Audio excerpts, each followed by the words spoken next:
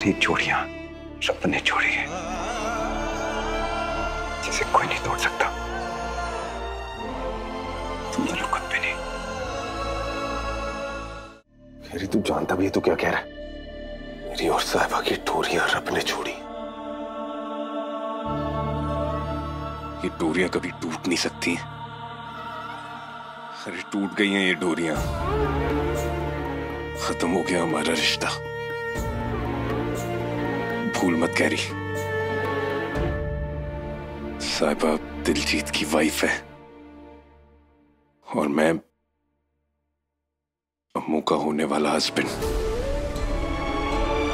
वो बात अलग है कि मुझे नहीं पता कि जो कुछ भी हो उसके बाद साहिबा दिलजीत को एक्सेप्ट करेगी या नहीं, लेकिन उससे साहिबा भाभी के दिलजीत को एक्सेप्ट करने का सवाल ही नहीं पैदा होता। क्या कह रहा है तू? उन दोनों की शादी हुई नहीं अंकल। उनकी शादी बस एक दिखावा है।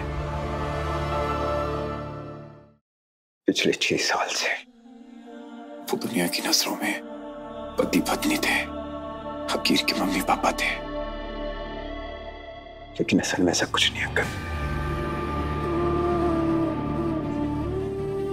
ये तू क्या कह रहा है गैरी? देख मैं जानता हूं तू मुझसे बहुत प्यार करता है, लेकिन इसका मतलब ये नहीं है कि तू ऐसे झूठ बोले यार। मैं झूठ नहीं बोल रहा हूं। ये सच है।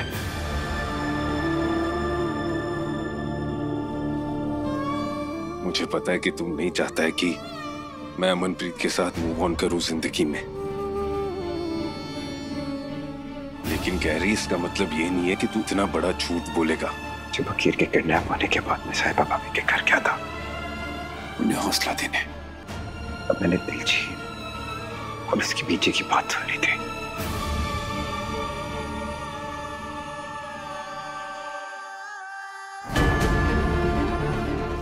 इतने साल तूने मुझसे इतना कुछ छुपा के रखा, मुझे तो समझ नहीं आ रहा कि मैं तुझसे क्या कहूं।